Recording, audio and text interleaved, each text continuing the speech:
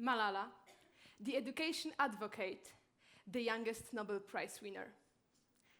Greta Thunberg, one of the world's most recognizable climate change activists. Sabrina González-Pasterski, young physicist considered to be the new Einstein. Who they are? Brave young women, activists who make a change, sparks that light up the society. Look around. Such sparks are everywhere. And you know what? It's upon us how bright they will shine. The world needs power. Power boosts the change. It is crucial for education, social empowerment. It is the heart of development. Global demand for electricity grows year by year. But the energy challenge becomes even harder as we consider how important it is to provide the energy in a clean and zero-emission way. In the era of extreme climate change consequences, we start to search for hope. Actually, this hope is located around 150 million kilometers from the Earth. This beautiful star, called Sun, gives us in a single hour more energy than the entire world consumes in a year. So, why still over 1 billion people have no access to electricity? And why do we still rely so much on fossil fuels? We may say that solar power is infinite, but the reasons of implementing it depend on geographical location. For example, here we use solar power as a clean energy source, but there are some countries that people use solar power to provide electricity to learn during the evenings. I see it as an incredible comparison to the power of women. It is also infinite, but in many cases, not sufficiently used. For just 100 years, women have their voting rights in Poland, became visible in the public life, engineering, mathematics. Just like sun, that was around us all the time, but only last decade was a breakthrough in bringing it to the market. We need technology to implement solar power solutions and tools to empower women around the world. I am an energy engineer. Yeah, a woman in tech. So, how did my adventure start? As a physics enthusiast, I wanted to work in clean energy sector.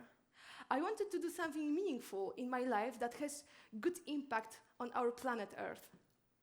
So soon after I started my academic life in Krakow, I began my first mentoring program that was created to empower women at the beginning of their career path.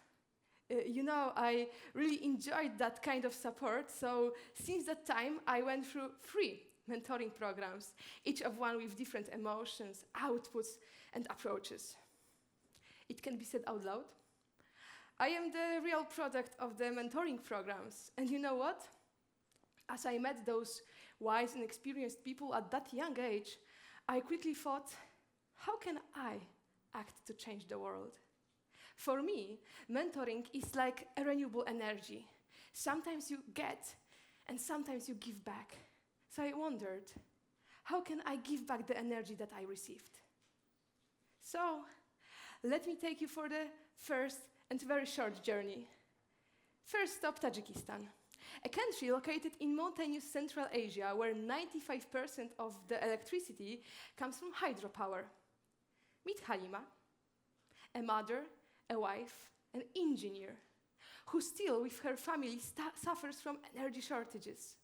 It means that during the winter evenings, sometimes they need to light up their house with candles. It was autumn 2016, and my adventure with Project Tajikistan started. I didn't know much about Tajik energy system, but I knew that if we had a good idea, we will find the people who will support us over there. Together with my awesome team, We had no money. We came up with an idea to create an online course where we, students from our university, will share knowledge about renewable energy, energy storage, and especially solar power with Tajik students. It was a challenge, the language gap, the time difference, but we did it. It was cool, but for us it was not enough. It took us a year to organize the travel.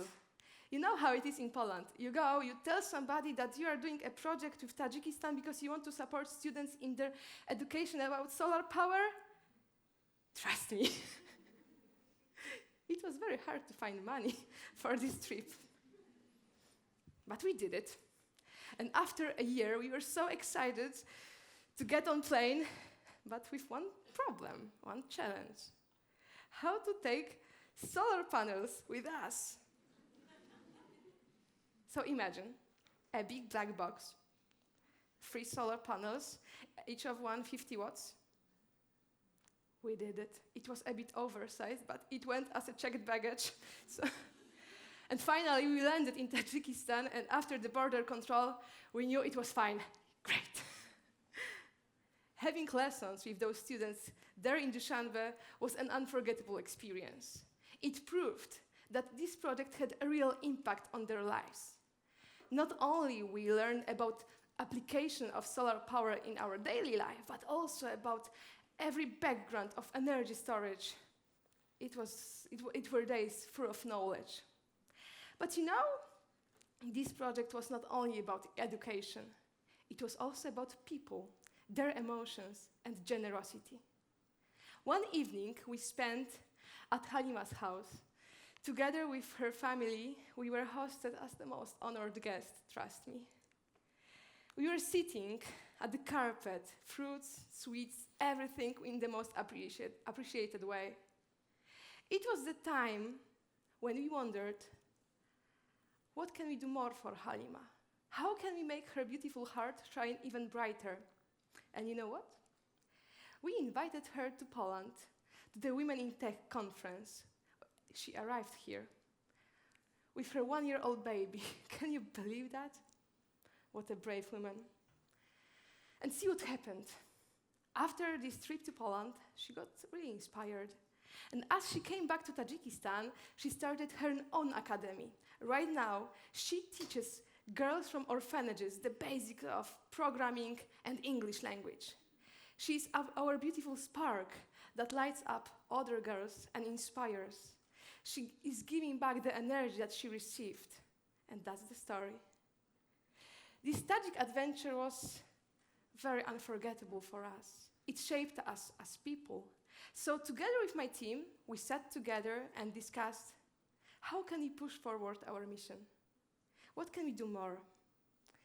And once of the sudden, my dear friend Hubert came and told me that this time, we will focus on a country that is right now the world's cheapest producers of the solar panels. I said, why? It's senseless. They have it right now. And he told me, no, trust me, India will be a very good partner. Yeah, okay, I trusted him. Meet Arti, an engineering student from Nagpur who lives with her family, passionate about technology since her early childhood. First contact with the university. I mentioned that during this project we want to focus on 2 important issues. The first one, clean energy and climate change. And second, gender equality. I wanted to make sure that girls are around the table, that are visible and heard. It was the first time for this university that they cooperated with Poland, so they wanted to do all their best to meet our needs. And you know what the director did? He invited Arti for the short conversation when he told that Arti will become the coordinator of this program. Even if women study engineering in India, they do not host such kind of positions, so it was very challenging for her. But I realized it only after I arrived, so that feeling when by accident you put somebody in a very difficult situation? That was this one. challenge started, and I knew that we have only a few days to give all our best to this beautiful, incredible, but a bit shy girl. We supported her in every moment. Few good conversations, and trust me, it wasn't that hard, because at the end of our stay there, Artie became a real leader. Together with Artie's friend, we've built the solar tracker. Solar tracker, this is the device that, in simplest words, tracks the sun position, turns the panel, and optimizes its efficiency. It was the challenge from the engineering background. But most importantly, this project was about sharing our visions. In this era of climate change, we start to search for solutions. But very important it is to understand different approaches, because if we want to find the wise answers for the challenges we face, we need to hear different visions.